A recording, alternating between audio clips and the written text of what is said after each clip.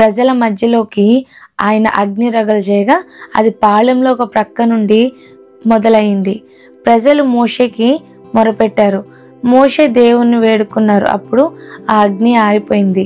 కాబట్టి ఆ చోటికి తాబేరా అనే పేరు పెట్టారు. వారి మధ్య మిశ్రిత జనం మాంసం కోసం ఏడ్చి, మాకు కూరగాయలు, ఉల్లిపాయలు, దోసకాయలు అనే ఒక పెద్ద లిస్ట్ చెప్తూ మా ప్రాణం అలసిపోయింది, ఈ మన్నా తప్ప మా కళ్ళ ముందు ఏమీ దొరకడం లేదు అని అన్నారు. ఆ ప్రజల ఏడుపు మోషే విన్నారు, దేవుడు కూడా విన్నారు. దేవుని కోపం మరలా రగులుకుంది.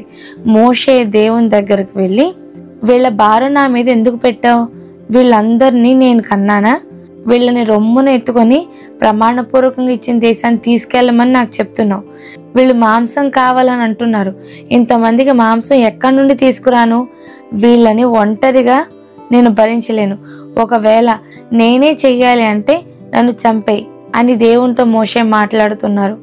మోషే మాటలు విన్న దేవుడు, ప్రజల్లో పెద్దల్ని, అధికారుల్ని, నీకు తెలిసిన వాళ్ళందరినీ 70 మందిని ప్రత్యక్ష గుడారానికి తీసుకురా. అక్కడ నీతో పాటు వాళ్ళు కూడా ఉండాలి. నేను వచ్చి నీతో మాట్లాడతాను. నీ ఆత్మలో పాలు వారి మీద ఉంచుతాను. నీతో పాటు వాళ్ళు కూడా ఈ ప్రజల భారాన్ని మోస్తారు. నువ్వు వెళ్ళి, మాకు మాంసం ఎవరు పెడతారని ఏడ్చారు కదా, యెహోవా మీకు మాంసం ఇస్తారు, మీరు తిందురు. కానీ 1 రోజు కాదు, 2 రోజులు కాదు, 5 రోజులు కాదు, 10 రోజులు కాదు, 20 రోజులు కూడా కాదు, నెల రోజులు మీరు మాంసం తింటారు. అది మీ నాసికా రంధ్రాల నుండి బయటికి వచ్చే వరకు తిందురు. మీరు మీ మధ్య ఉన్న యెహోవాను నిర్లక్ష్యం చేశారు అని నువ్వు వెళ్ళి ప్రజలతో చెప్పు అంటారు. మోషే దేవుడు ప్రజలతో చెప్పమన్న మాట చెప్పేసి మళ్ళీ దేవుని దగ్గరికి వచ్చి, ఇదిగో వీళ్ళు మొత్తం 6 లక్షల మంది సైన్యం ఉన్నారు. వీళ్ళకి నెల రోజులు మాంసం ఇస్తాను అని అన్నారు కదా మీరు. ఇప్పుడు నేను వీళ్ళని తృప్తిపరచడానికి గొర్రెలు, పశువులను చంపాలా, లేక సముద్రపు చేపలన్నీ పట్టుకురానా అని దేవుణ్ణి అడిగాడు. చూసారా మోషే ఎలా మాట్లాడుతున్నారో? దేవుడు ఏదైనా చెప్తే దేవుని పక్షంగా నేనే కదా ఆ పని చెయ్యాలని సిద్ధపడి దేవుణ్ణి నేనేం చేయాలి అని అడుగుతున్నారు. సరే, దేవుడు మోషేతో, యెహోవా బాహుబలం తక్కువైపోయిందా? నా మాట నీ పక్షంగా ఎలా నెరవేరుతుందో ఇప్పుడు చూస్తావు అని అంటారు. ఈలోపే ఆ 70 మంది కూడా ప్రత్యక్ష గుడారం ఎదుట నిలబడతారు. యెహోవా ఆ మేఘంలో దిగి మోషేతో మాట్లాడుతూ అతని మీద ఉన్న ఆత్మలో పాలు వారి మీద కూడా ఉంచారు. కాబట్టి ఆ 70 మంది కూడా అప్పుడు ప్రవచించారు, కానీ తర్వాత ఇంకెప్పుడు కూడా ప్రవచించలేదు. అయితే ఆ 70 మందిని పిలిచారు, కానీ 70 మంది రాలేదు. 70 మందిలో 2 మాత్రం పాళెంలో ఉన్నారు. అయినా కూడా వారి మీద కూడా ఆత్మ దిగి వచ్చింది. వారు కూడా ప్రవచించారు. మోషే ఒక కూషు దేశపు స్త్రీని వివాహం చేసుకున్నారు కదా, కనుక మిరియాము, అహరోను మోషేకి విరోధంగా మాట్లాడారు. వెంటనే మోషే పక్షంగా దేవుడే కలగ చేసుకొని, మోషే భూమి మీద ఉన్న అందరిలో చాలా సాత్వికుడు, మీరు ముగ్గురు కూడా ప్రత్యక్ష గుడారానికి రండని హఠాత్తుగా ఒక ఆజ్ఞ ఇచ్చారు. అప్పుడు వారు ముగ్గురు ప్రత్యక్ష గుడారానికి వెళ్తే దేవుడు అక్కడ వారితో మాట్లాడి అహరోను మిరియాముల మీద కోపపడ్డారు. అంతేకాదు, మిరియాముని కుష్ఠరోగంతో మొత్తారు. తర్వాత మోషే మళ్ళా దేవుని వేడుకుంటే ఒక 7 రోజుల వరకు మిరియామును పాళెం వెలుపల ఉంచారు. ఇశ్రాయేలు ప్రజలు కూడా మిరియాముకు కుష్టు తగ్గే వరకు వారున్న ప్రాంతంలోనే ఉన్నారు. తర్వాత దేవుడు మోషేని పిలిచి, ఇప్పుడు ఈ ప్రజలు స్వాధీనపరచుకోవటానికి వెళ్ళబోతున్న దేశానికి గోత్రానికి ఒకరి చొప్పున 12 మందిని నువ్వు వేరుపరిచి వాళ్ళని ఆ దేశం వేగు చూడటానికి పంపించు.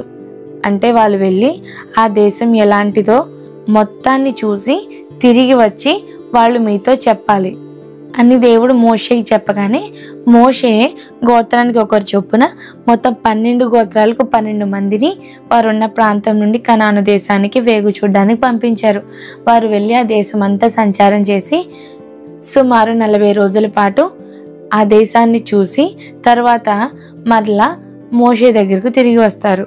వారు తిరిగి వచ్చి వారు స్వాధీనపరుచుకునే దేశం గురించి, అది ఎంతో భయంకరమైన దేశమని, ఆ దేశం తన ప్రజలు మింగేస్తుందని, ఇంకా ఆ దేశం మనల్ని బ్రతకనివ్వదు, ఆ దేశ ప్రజలు మనల్ని చంపేస్తారు, మన పిల్లలు మన భార్యలు చనిపోతారు, దోపుడు సొమ్మైపోతారు అని ఈ రకమైన మాటలు, ఎన్నో మాటలు చెప్తూ ఆ దేశం గురించి చెడ్డ సమాచారాన్ని ఇచ్చారు. వారి మాటలకు దేవునికి చాలా కోపం వచ్చి మోషే అహరోనులు కూడా ఆ ప్రజలను ఎంతో సముదాయించాలని చూశారు. కానీ వాళ్ళు ఏమాత్రం వినకుండా మోషేని చంపేద్దామని రాళ్ళు పట్టుకున్నారు. వెంటనే యెహోవా వారి మధ్యలోనికి వచ్చి మోషేతో, వీళ్ళు ఎన్నాళ్ళ వరకు నన్ను అలక్ష్యం చేస్తారు? వారికి నేను ఇస్తానన్న స్వాస్థ్యం ఇవ్వను. తెగులు చేత వారిని చంపేసి నిన్నే గొప్ప జనాంగంగా చేసేస్తాను అని దేవుడు చెప్తే, ఈసారి కూడా దేవుని కోపాన్ని తగ్గించాలని మోషే ఎంతో ప్రయత్నించారు. కాబట్టి దేవుడు ప్రజలను నాశనం చేయలేదు, మోషే ప్రజలను నాశనం చేయనివ్వలేదు. కానీ దేవునికి చాలా కోపం వచ్చి, ఇప్పుడు ఎవరెవరైతే వేగు చూడడానికి వెళ్ళారో వారు, ఈ ఇశ్రాయేలు ప్రజలు ఎవ్వరూ కూడా నేను స్వాస్థ్యంగా ఇవ్వబోతున్న దేశాన్ని వాళ్ళు పొందుకోలేరు. కేవలం కాలేబు యెహోషువలు మాత్రమే ఆ దేశాన్ని స్వతంత్రించుకుంటారు. మీరు 40 రోజులు ఆ దేశాన్ని సంచరించి చూశారు కదా. ఆ 40 రోజులను బట్టి రోజుకు సంవత్సరం చొప్పున 40 సంవత్సరాలు ఇదే అరణ్యంలో మీరు సంచరించండి. మీ దోష శిక్షను మీరు ఇక్కడే గడపండి. మీరు చనిపోయిన తర్వాత మీ పిల్లలకు దాన్ని నేను స్వాధీనపరుస్తాను అని చెప్తారు.